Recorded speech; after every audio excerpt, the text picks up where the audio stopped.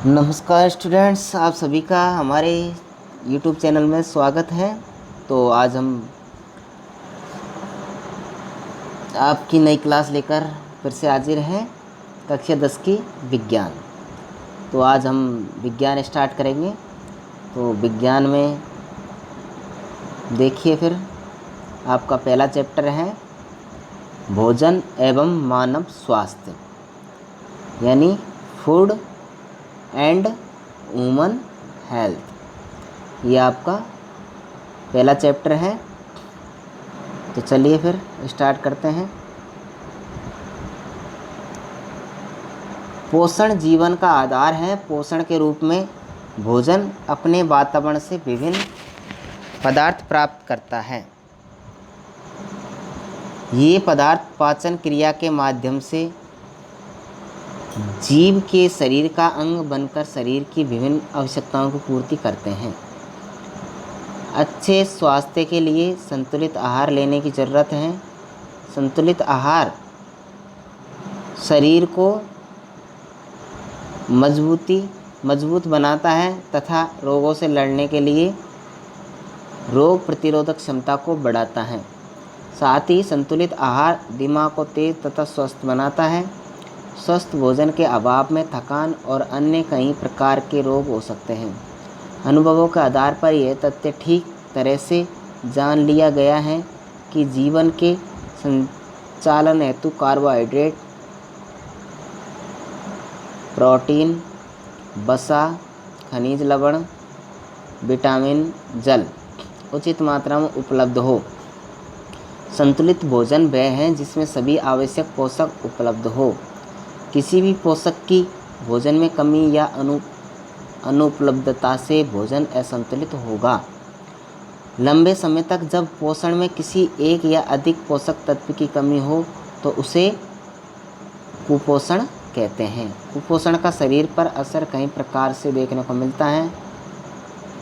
पोषण के विभिन्न तत्व विभिन्न आवश्यकताओं की पूर्ति करते हैं। अतः स्पष्ट है कि जिस तत्व की कमी होगी उसके द्वारा किया जाने वाला कार्य नहीं होगा।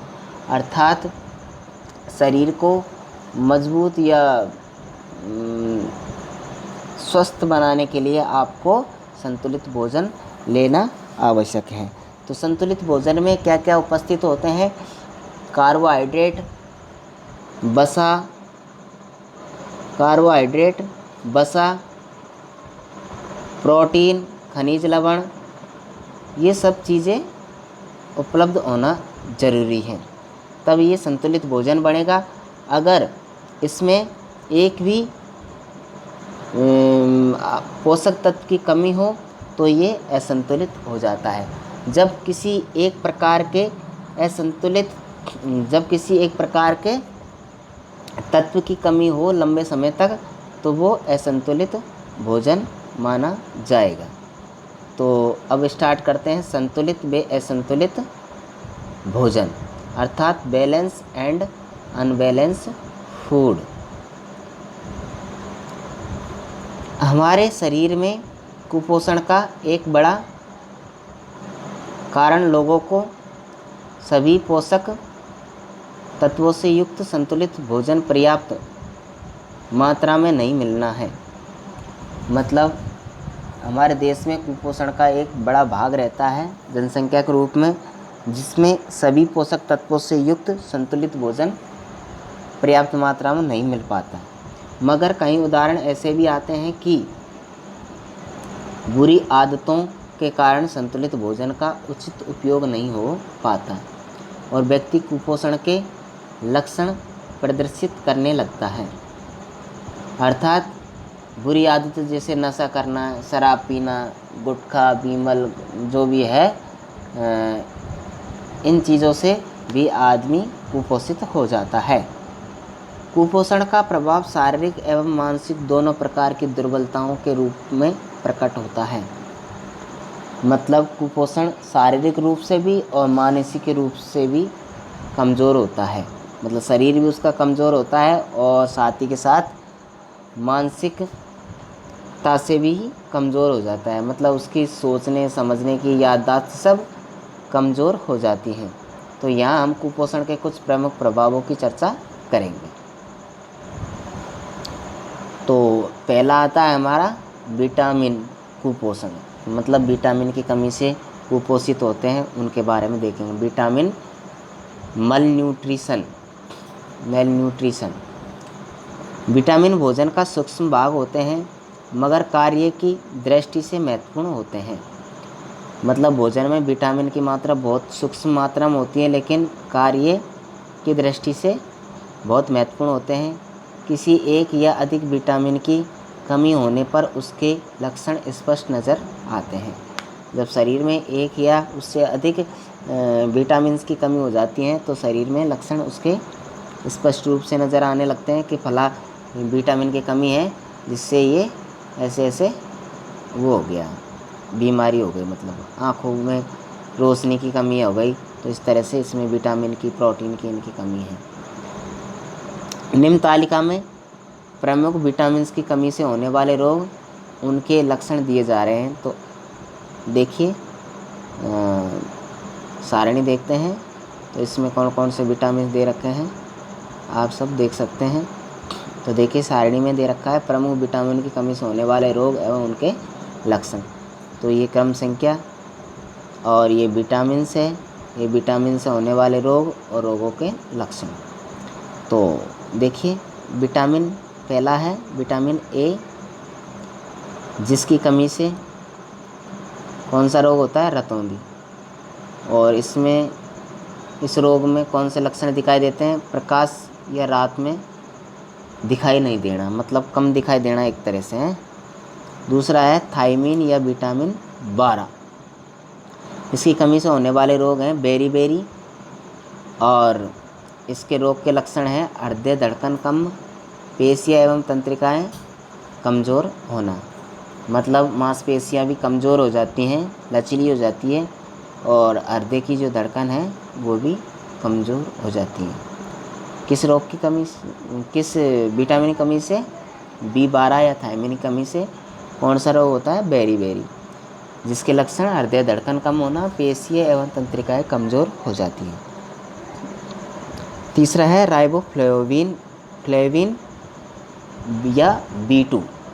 तो राइबोफ्लेविनोसिस ये रोग है। तो इसके लक्षण क्या है, मुख के किनारे एवं होंठ की त्वचा का फटना और स्मृति में कमी, मतलब याददाश्त में कमी होना। किसकी कमी से, विटामिन 2 या राइबोफ्लेविन की कमी से कौन सा रोग हुआ, राइबोफ्लेविनोसिस। चौथा है नियासिन B3, इससे कौन सा रोग हुआ, पेलेग्रा, जिसके लक्षण है जीभ व त्वचा पर पपड़ी पड़ना।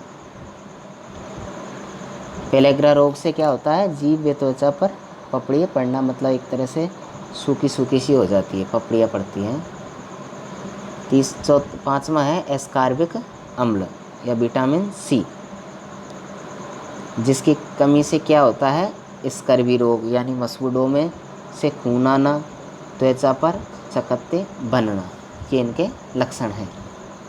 अगला है कैल्सीफेरॉल।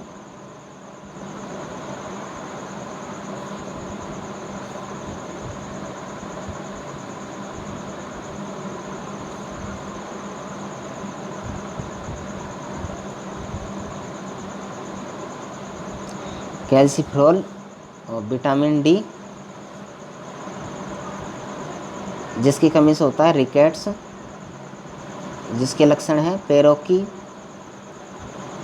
हड्डियां मुड़ जाती हैं और घुटने पास आ जाते हैं, विटामिन D की कमी से। कौन सा रोग होता है, रिकेट्स। ठीक है, नेक्स्ट पेज देखते हैं। अगला है विटामिन कुपोषण पढ़ लिया हमने। अब देखते हैं प्रोटीन कुपोषण। Protein mail nutrition. गरीबी के कारण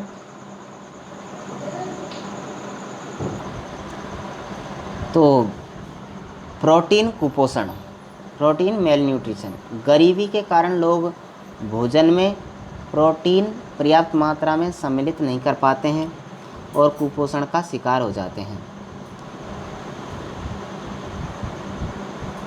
जैसे देखिए प्रोटीन कमी से क्वाशियोरकर और मेरास्मस ये रोग हो जाते हैं। इस तरह से देखिए इनका जैसे हड्डियाँ निकल जाए, हाथ पैर दुबले पतले हो जाते हैं।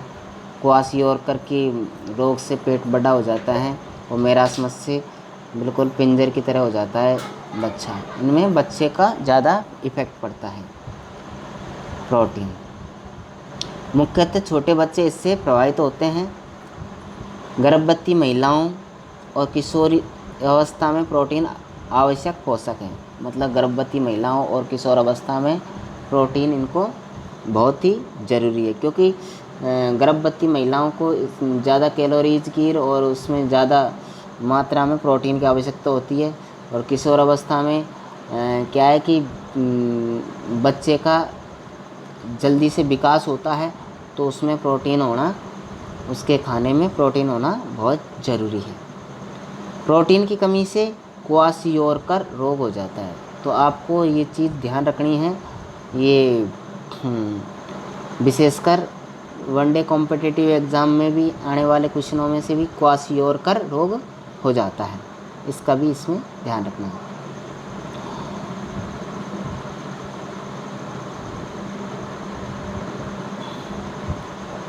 इसमें बच्चे का पेट फूल जाता है, उसे भूख कम लगती है, उसे भूख कम लगती है। स्वभाव चिड़चिड़ा हो जाता है, स्वभाव चिड़चिड़ा हो जाता है। त्वचा पीली, शुष्क, काली, धब्बेदार होकर फटने लगती है इस रोग में। कौन से में? क्वाशियोरकर रोग में। जब प्रोटीन के साथ साथ कुपोषण में पर्याप्त ऊर्जा की कमी होती है तो शरीर सूखकर दुर्बल हो जाता है। जब प्रोटीन के साथ साथ पोषण में पर्याप्त ऊर्जा की कमी होती है तो शरीर सूखकर दुर्बल हो जाता है, आंखें कांतिहीन एवं अंदर धंस जाती हैं। इस स्थिति को मेरास्मस रोग कहते हैं। कौन सा रोग? मेरास्मस रोग कहते हैं। मतलब प्रोटीन की कमी तो होती है, साथ में और भी पोषण की कमी होने से ऊर्जा की कमी होती है, जिससे बच्चा एक तरह से पिंजर हो जाता है, इस तरह का, ठीक है ना, इस तरह का पिंजर हो जाता है। तो ये कौन सा रोग होता है? मेरास्मस रोग। तो ठीक है, अब आता है खनिज कुपोषण, मिनरल मेल न्यूट्रिशन। विभिन्न प्रकार के खनिज भी शरीर संचालन में महत्वपूर्ण भूमिका निभाते हैं तथा इनकी कमी से शरीर में कई प्रकार के विकार उत्पन्न हो जाते हैं। जैसे लौह तत्व रुधिर के हीमोग्लोबिन का भाग है, तो लौह तत्व की वजह से ही रुधिर लाल होता है, हीमोग्लोबिन की मात्रा होती है। इसकी कमी से रक्तहीनता के कारण चेहरा पीला पड़ जाता है। मतलब लौह तत्व की कमी हो जाएगी तो हीमोग्लोबिन की भी कमी होगी, हीमोग्लोबिन की कमी होगी तो रक्त की कमी होगी, तो रक्तहीनता के कारण चेहरा पीला पड़ जाता है। कैल्शियम हड्डियों को मजबूत बनाता है। दूसरा धातु है खनिज कैल्शियम है, जो हड्डियों को मजबूत बनाता है। इसकी कमी से हड्डियां कमज़ोर व भंगुर प्रकृति की हो जाती हैं।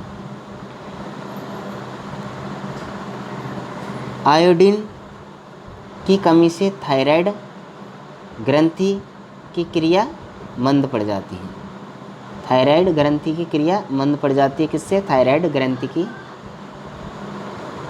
आयोडीन की कमी से। आयोडीन की कमी से थायराइड ग्रंथि की क्रिया मंद पड़ जाती है, अर्थात आयोडीन की कमी हो जाती है तो कौन सा रोग हो जाता है? गलगंड या घेंगा रोग हो जाता है और गला फूल जाता है।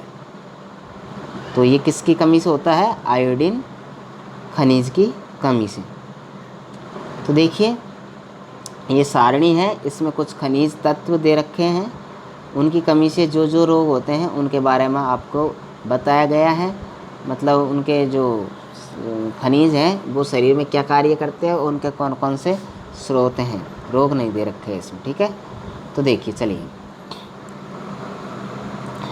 सोडियम, सोडियम किन किन चीज़ों से प्राप्त होता है? सामान्यतः नमक, मछली, मांस, अंडे और दूध, इन चीज़ों से क्या प्राप्त होता है? सोडियम।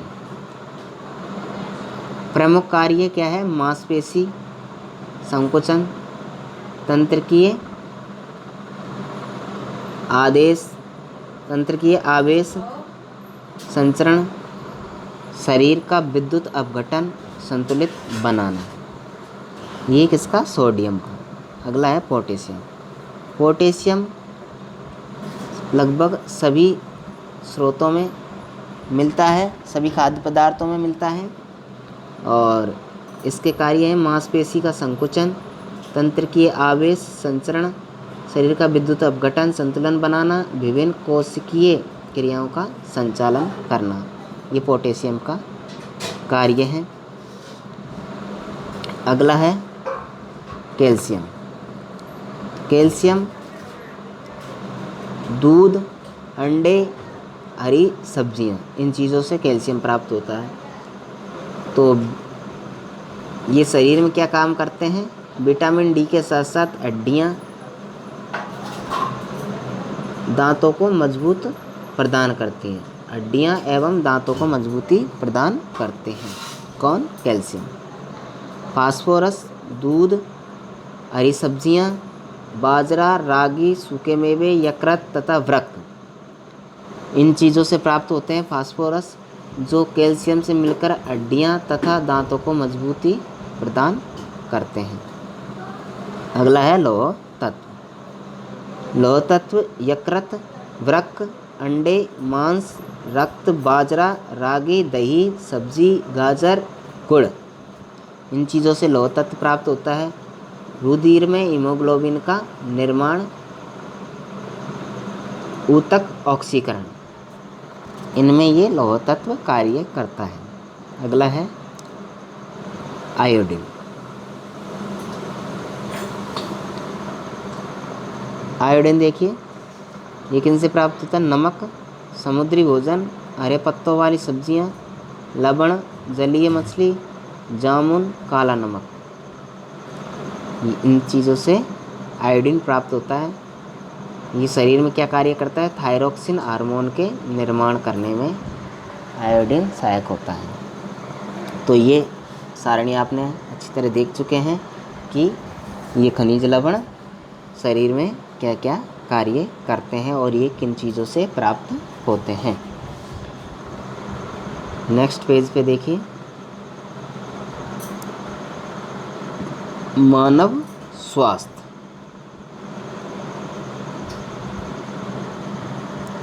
Human health.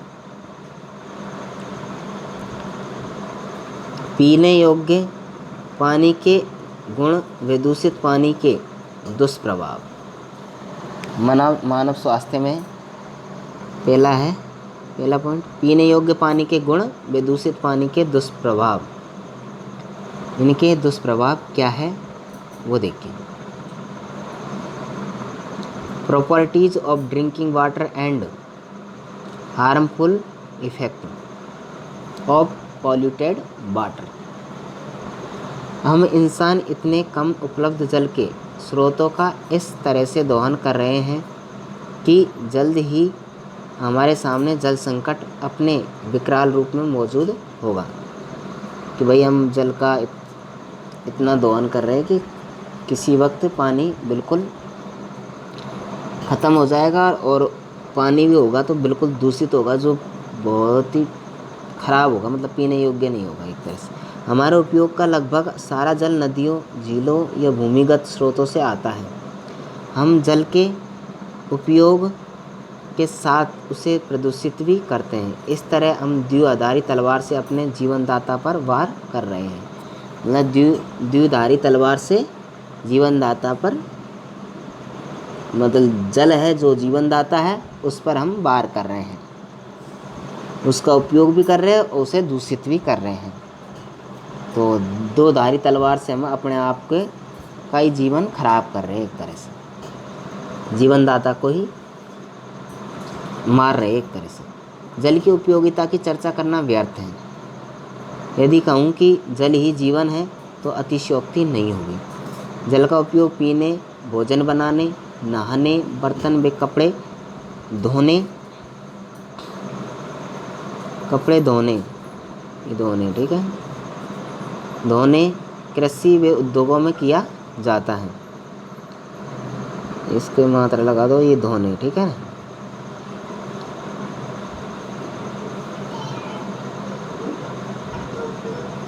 जल पृथ्वी पर पाई जाने वाली एकमात्र ऐसी चीज़ें जो पदार्थ की तीनों अवस्था, ठोस यानी बर्फ, तरल जल, गैस यानी जल वाष्प रूपों में एक साथ प्राकृतिक तौर पर मौजूद हैं। जो जल हमें मिलता है उसमें कई तरह के कण व सूक्ष्म जीव होते हैं। उनमें से कुछ हमें फ़ायदा पहुंचाते हैं तो कुछ हमारा नुकसान भी करते हैं। जो सूक्ष्म कण या सूक्ष्म जीव प्राप्त होते हैं उसमें जल में उपस्थित होते हैं, वो हमें कुछ तो नुकसान पहुंचाते हैं, कुछ फ़ायदा भी पहुंचाते हैं। पीने योग्य जल में निम्न गुण होने चाहिए। जल में आंखों से दिखने वाले कण और वनस्पति नहीं हो। जल में आंखों से दिखने वाले कण नहीं होने चाहिए और वनस्पति नहीं होनी चाहिए। हानि पहुंचाने वाले सूक्ष्म जीव नहीं हो। जल का पीएच संतुलित हो। जल में पर्याप्त मात्रा में ऑक्सीजन घुली होनी चाहिए। अगर जल में ऑक्सीजन नहीं घुली रहेगी तो वो एक तरह से दूषित माना जाएगा। हमारा शरीर कई तरह की जिम्मेदारियां निभाता है। जल इस काम में शरीर की मदद करता है। शरीर की समस्त उपापचयी क्रियाएं जल के द्वारा ही संपादित होती हैं। इसलिए डॉक्टर भी अक्सर मशवरा देता है कि एक दिन में कम से कम 8 गिलास पानी पीना चाहिए। यानी कम से कम 8 गिलास का कितना हो गया, 1 गिलास का पाव भर माना जाता है, तो 2 का आधी किलो और 4 का 1 किलो, 2 किलो पानी आपको लगभग पीना चाहिए दिन भर में। यदि आप शारीरिक श्रम ज़्यादा करते हो तो आपको ज़्यादा मात्रा में पानी भी पीना चाहिए, क्योंकि आप ज़्यादा काम करोगे तो पसीना ज़्यादा आएगा, और पसीना ज़्यादा आएगा तो पानी की ज़रूरत ज़्यादा पड़ेगी। तो आपको ज़्यादा पानी पीना चाहिए अगर कठिन कार्य कर रहे हो। सही मात्रा में पानी पीने से शरीर का उपापचय सही तरीके से काम करता है। डाइजेस्टिंग प्रॉब्लम सही रहती है, मतलब आपका ऑक्सीडेशन ठीक रहता है। प्रत्येक दिन 8 से 10 गिलास पानी पीने से शरीर में रहने वाले जहरीले पदार्थ बाहर निकल जाते हैं। मतलब शरीर में जो जहरीले पदार्थ, जो अम्ल वगैरह जो बनते हैं, वो बाहर निकल जाते हैं ज़्यादा पानी पीने से, जिससे शरीर 8 से 10 गिलास पानी पीने से जहरीले पदार्थ बाहर निकल जाते हैं, जिससे रोग मुक्त रहता है। शरीर रोग मुक्त रहता है। शरीर में पर्याप्त मात्रा में पानी रहने से शरीर में चुस्ती और ऊर्जा बनी रहती है। थकान का एहसास नहीं होता है। पानी से शरीर में रेशों यानी फाइबर की पर्याप्त मात्रा कायम रहती है, जिससे शरीर की रोग प्रतिरोधक क्षमता बढ़ती है और बीमारियां होने का खतरा कम रहता है। प्रचुर मात्रा में पानी पीने से शरीर में अनावश्यक चर्बी जमा नहीं होती है। उचित मात्रा में पानी पीने से शरीर में किसी प्रकार की एलर्जी होने की आशंका कम हो जाती है। साथ ही फेफड़ों में संक्रमण, अस्थमा और आंत की बीमारी आदि भी नहीं होती हैं। नियमित भरपूर पानी पीने से पथरी होने का खतरा भी टला रहता है। पर्याप्त मात्रा में पानी पीने वाले को सर्दी जुकाम जैसे रोग नहीं घेरते हैं। मतलब कहने का मतलब है कि पानी पियोगे तो आपको कई बीमारियों से बचाव हो जाएगा। अगर पानी कम पियोगे तो आपके शरीर में कई प्रकार की बीमारी हो जाएगी, जैसे पाचन की क्रिया होना, और कोई पथरी की भी प्रॉब्लम को भी थोड़ा ठीक करते हैं ये, और सर्दी जुकाम जो अन्य रोग हैं उनको भी नहीं घेरते हैं। दूषित जल के दुष्प्रभाव इस प्रकार हैं। यदि पीने का पानी दूषित है तो कई बीमारियां चपेट में ले सकती हैं। अगर आप गंदा पानी पियोगे तो उसमें जो कीटाणु हैं, जो उसमें जीवाणु हैं, वो आपको बीमार कर देंगे। ये बीमारियां पानी में रहने वाले रोग कारक सूक्ष्म जीवों के कारण होती हैं, जो पानी के साथ शरीर में प्रवेश कर जाते हैं, जिनमें विषाणु, जीवाणु, प्रोटोजोआ, कृमि। तो आपको ये चीज़ पता होना चाहिए कि जो रोग की श्रेणियाँ होती हैं वो लगभग 4 प्रकार की होती है। विषाणु, जीवाणु, देखिए ध्यान से, विषाणु, जीवाणु, विषाणु जो वायरस कहते हैं वो है वायरस, और जीवाणु है बैक्टीरिया, प्रोटोजोआ और कृमि। ये 4 वो हैं जिससे ये रोगों के श्रेणियों में बांटा गया है। आदि प्रमुख हैं जिनकी वजह से हैजा, पेचिस जैसी बीमारियां आसानी से किसी को भी शिकार बना सकती हैं। गंदा पानी पीने से, गंदे पानी पीने से कई प्रकार की संक्रामक बीमारियां फैलती हैं।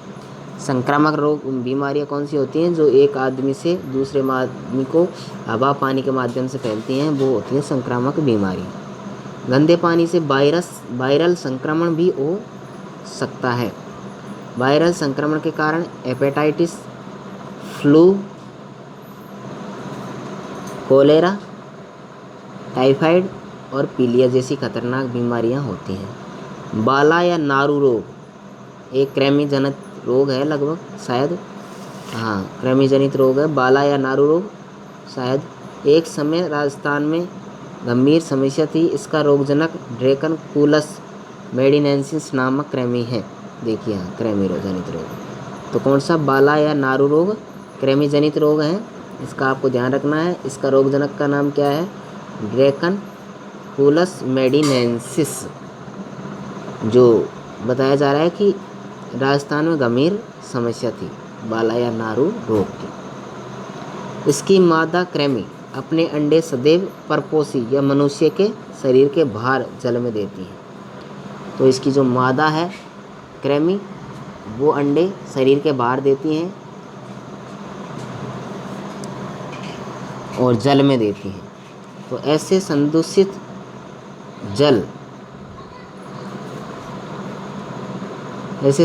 जल के उपयोग से यह रोग दूसरे लोगों में भी फैलता है। मान लीजिए जल में ये अंडे दे दिए, उस जल को हमने पी लिया, तो उसके जो कृमि है हमारे शरीर में प्रवेश कर जाएंगे, तो हम बीमार पड़ जाएंगे। नारू उन्मूलन कार्यक्रम के प्रयासों से सन 2000 के पश्चात इसका कोई भी रोगी नहीं पाया गया। तो इसका कोई उन्मूलन चलाया गया होगा, जिससे हमारा राजस्थान रोग मुक्त हो गया नारू या बाला रोग से। परंतु फिर भी इस रोग के पुनः उद्भवन को रोकने एवं जल जनित रोगों से बचाव हेतु पानी को छानकर, उबालकर एवं ठंडा कर पीना चाहिए। फिर भी हमको इससे पानी को स्वच्छ पीना चाहिए।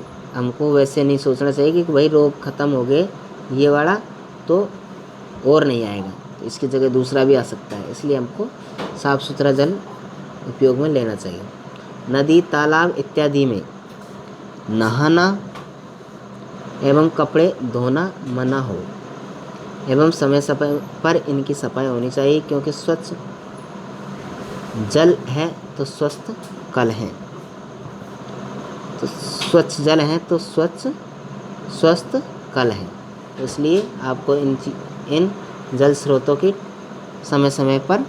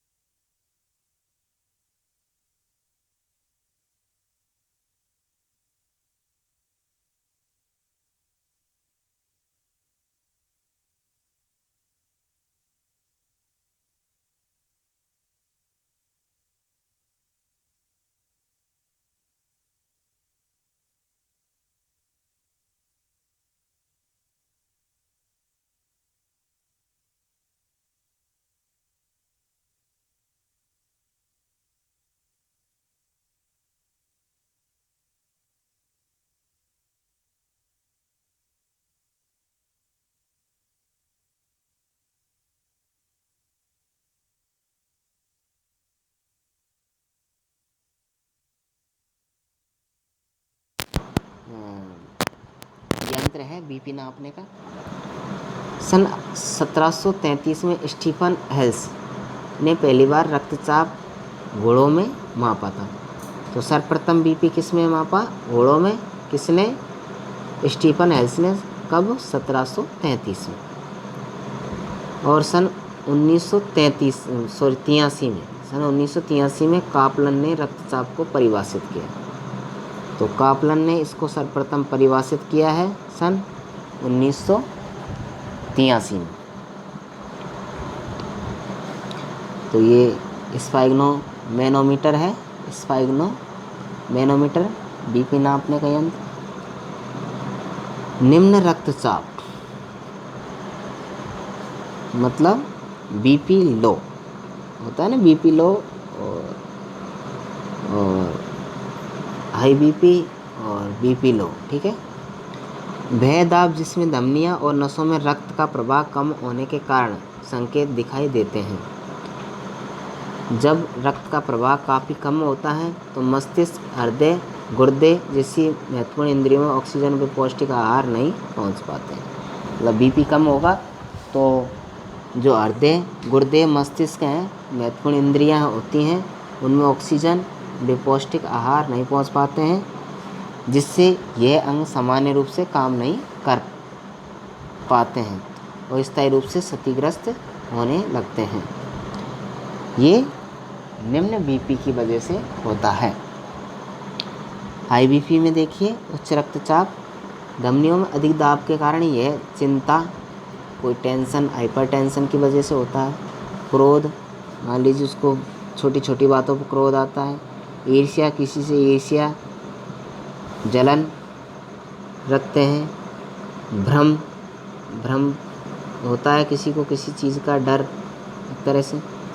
कई बार आवश्यकताओं से अधिक भोजन खाने से भी ऐसा हो सकता है। मैदे से बने खाद्य पदार्थ, समोसा, कचौरी वगैरह जो खाते हैं उससे भी हो सकता है।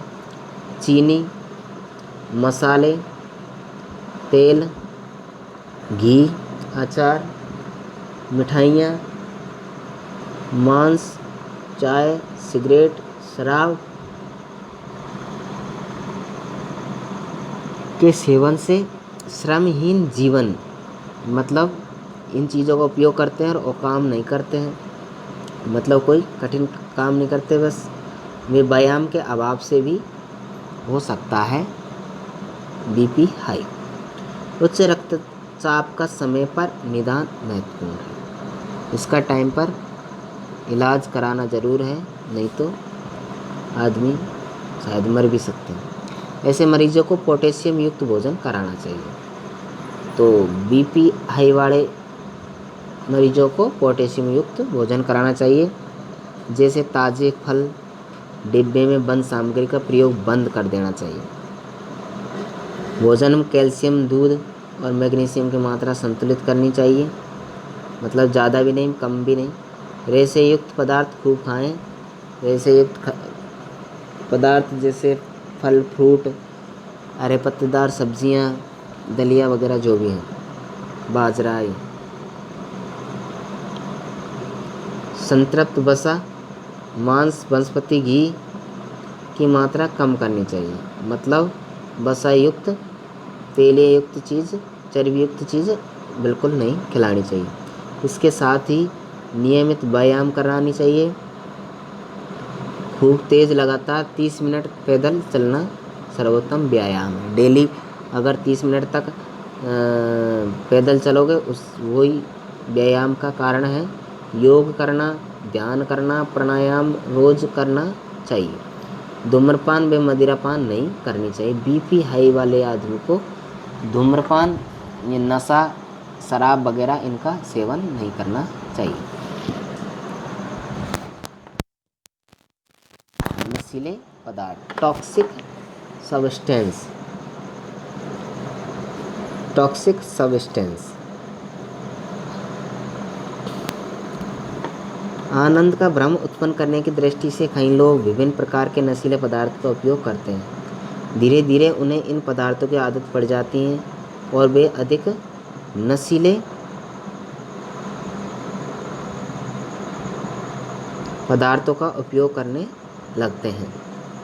प्रत्येक नशीला पदार्थ मानव शरीर पर कुप्रभाव डालता है तथा उसे स्थायी रूप से रोगी बना देता है। समाज में प्रचलित कुछ नशीले पदार्थ व उनके कुप्रभावों का संक्षिप्त विवरण निम्न प्रकार है। तो देखिए, आप सभी को पता है गांवों में ये कुप्रभाव ज़्यादा देखने को मिलता है। तो पहला आप सब जानते होंगे, गुटखा। सुपारी के टुकड़ों, कत्था, चूना, संश्लेषित खुशबू, मतलब ऊपर से खुशबू डाल दी जाती है और सुपारी के टुकड़े, कत्था, चूना ये मिलाकर धातुओं के बर्क आदि पदार्थों के मिश्रण से गुटखा तैयार किया जाता है। कुछ में तंबाकू भी डाला जाता है। पाउच संस्कृति के प्रसार के कारण गुटखा हर गांव गली तक उपलब्ध है, मतलब गांवों में ज़्यादा बिकते हैं ये, जिसमें महिलाएं और बच्चे भी इसका प्रयोग खुलकर करने लगे हैं। गुटखे के प्रयोग से आर्थिक हानि तो होती है तथा शारीरिक नुकसान भी होता है, जिससे जबड़े की मांसपेशियां कठोर हो जाने से जबड़ा ठीक से खुलता नहीं है, मतलब उनको खाने में परेशानी होती है, ठीक से मुंह को खोल भी नहीं पाते हैं और उनकी जो चमड़ी होती है वो कठोर हो जाती हैं। ऐसा किसके कारण होता है? सब म्यूकस फाइब्रोसिस रोग के कारण होता है। मतलब जैसे वहाँ के अंदर की मांसपेशियां कठोर किसके कारण होती है? सब म्यूकस फाइब्रोसिस रोग के कारण।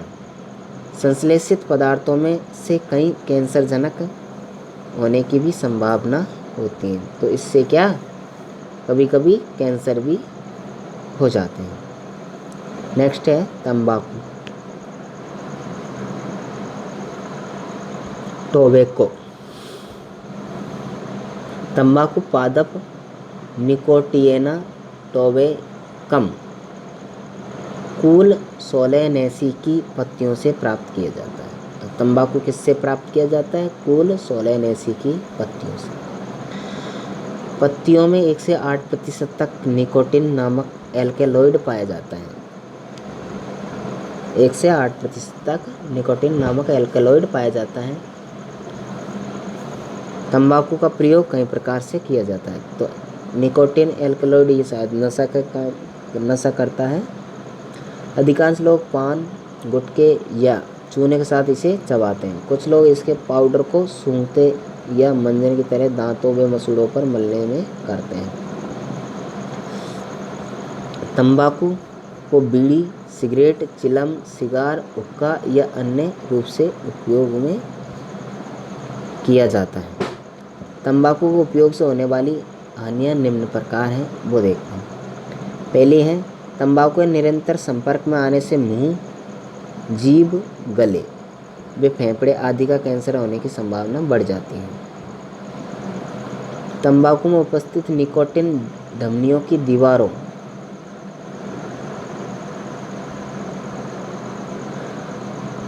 को मोटा कर देती है, जिससे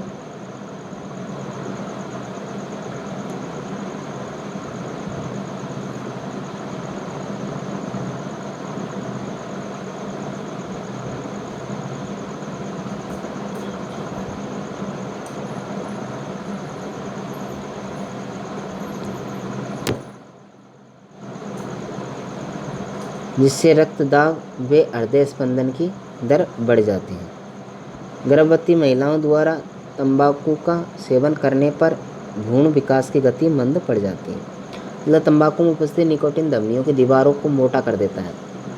ये धमनी होती है ना, उनकी दीवारों को मोटा करता है, जिससे रक्तदाब व हृदय स्पंदन की दर बढ़ जाती है। मतलब जो बीपी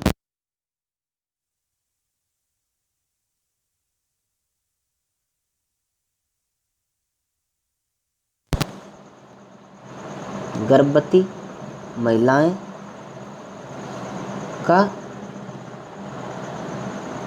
तंबाकू का सेवन करने पर भ्रूण विकास की गति मंद पड़ जाती है। सिगरेट के धुएं में उपस्थित कार्बन मोनोऑक्साइड लाल रुधिर कणिकाओं को नष्ट कर रुधिर की ऑक्सीजन परिवहन की क्षमता कम कर देता है। तो सिगरेट के धुएं में CO गैस होती है, कार्बन मोनोऑक्साइड CO गैस, जो बहुत ही खतरनाक जहरीली होती हैं,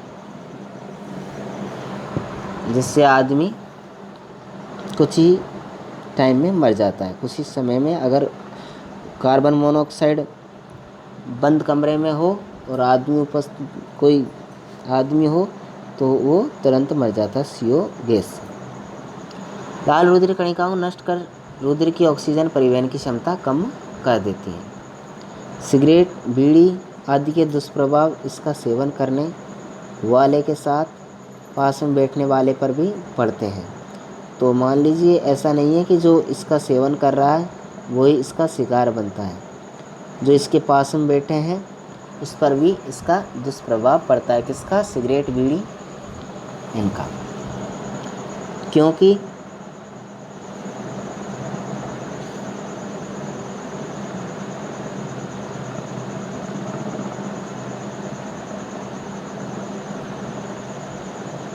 वातावरण में फैला निकोटिन युक्त धुआं हवा के साथ उनके फेफड़े में भी पहुंचता है। यही कारण है कि कानून बनाकर सार्वजनिक स्थानों पर धूम्रपान पर रोक लगा दी गई है। प्राप्त जानकारी के अनुसार विश्व में प्रतिवर्ष 60 लाख से ज़्यादा लोग तंबाकू का उपयोग करने के कारण असामयिक मौत का शिकार हो जाते हैं। इनमें से लगभग 50 लाख तंबाकू के प्रत्यक्ष सेवन से तथा 10 लाख की मृत्यु अप्रत्यक्ष सेवन से हो जाती है। प्रत्यक्ष मतलब जो डायरेक्टली इसका सेवन करते हैं वो तो 50 लाख के लगभग मर जाते हैं, और 10 लाख वो मरते हैं जो सेवन करने वाले के पास में बैठते हैं वो। अब आता है मदिरा या अल्कोहल। मदिरा कई प्रकार से बनाई जाती है, मगर सभी में नशे का कारण एक ही पदार्थ है, C2H5OH यानी एथिल अल्कोहल। गलती से CH3OH बन गया ना, मेथिल अल्कोहल, तो इससे तो आदमी तुरंत ही ख़त्म। मेथिल अल्कोहल ये होता है। अगर ये इसका सेवन कर लिया ना तो इससे तो आदमी तुरंत ख़त्म हो जाता है। कभी कभी आपने देखा होगा, सुना होगा, अखबारों में पढ़ा होगा कि जहरीली शराब पीने से इतने लोगों की मौत हो चुकी है। तो एथिल अल्कोहल की जगह मेथिल अल्कोहल बन जाता है ना, तो उससे आदमी तुरंत ही मरता है इसकी वजह से। ठीक है ना। तो जो कई जगह पर देसी शराब बनाते हैं खुद के हाथों से, तो उनमें ज़्यादा ऐसे चांसेस रहते हैं। विभिन्न प्रकार की मदिराओं में इसका प्रतिशत भिन्न होता है। मदिरा सेवन की प्रवृत्ति निरंतर बढ़ रही है और इसके दुष्प्रभाव सामने आ रहे हैं। मदिरा सेवन से मानव स्वास्थ्य पर होने वाले कुप्रभाव निम्न हैं। तो मदिरा सेवन से मानव पर जो दुष्प्रभाव हो रहे हैं उनके कुप्रभाव देखिए। पहला है मदिरा पान से अल्कोहल रक्त प्रवाह द्वारा यकृत में पहुंचता है।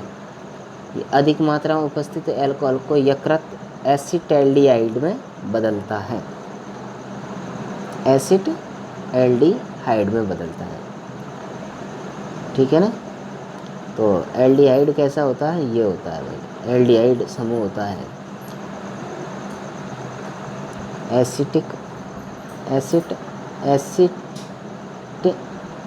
एल्डिहाइड होता है, शायद ये इस तरह का होता है एल्डिहाइड। तो ये होता है एसिटाल्डिहाइड में बदलता है। तो अधिक मात्रा में अल्कोहल होगा उसको एसिटाल्डिहाइड में बदलता है। तो अल्कोहल क्या होता है? C2H5OH। तो ये क्या किस में बदलेगा? ये ऑक्सीजन, ये H और ये एल्डिहाइड समूह है और एसिटाल्डिहाइड में बदलेगा है HCHO, शायद इसमें बदलेगा HC। तो इस तरह से एसिड एल्डिहाइड में बदलेगा, ठीक है ना।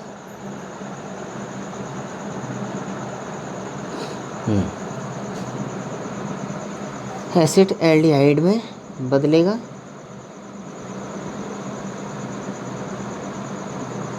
बदल देता है जो विषैला पदार्थ है।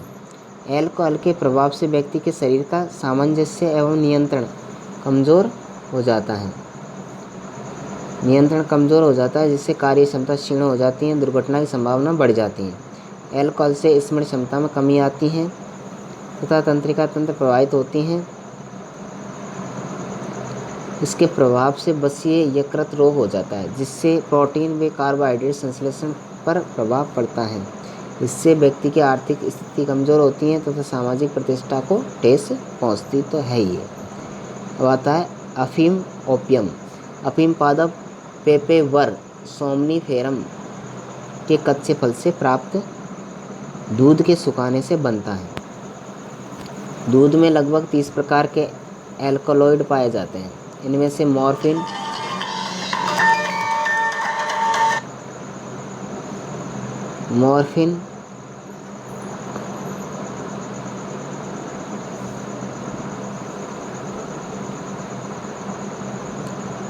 वे कोडीन का प्रयोग दर्द निवारक दवा बनाने हेतु किया जाता है। इस कारण इसकी खेती की जाती है। शांति व आनंद की अनुभूति प्राप्त करने के लिए अफीम का उससे बने नशीले पदार्थ हेरोइन का उपयोग कई लोगों द्वारा किया जाता है। ग्रामीण क्षेत्रों में गम या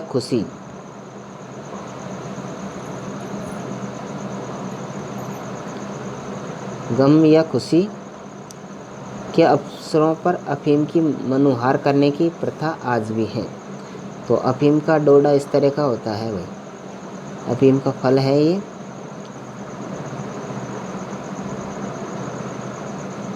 ठीक है ना, अफीम का फल है ये। ग्रामीण क्षेत्रों में कई माताएं अपने छोटे बच्चों को सुलाने के लिए अफीम खिलाती हैं।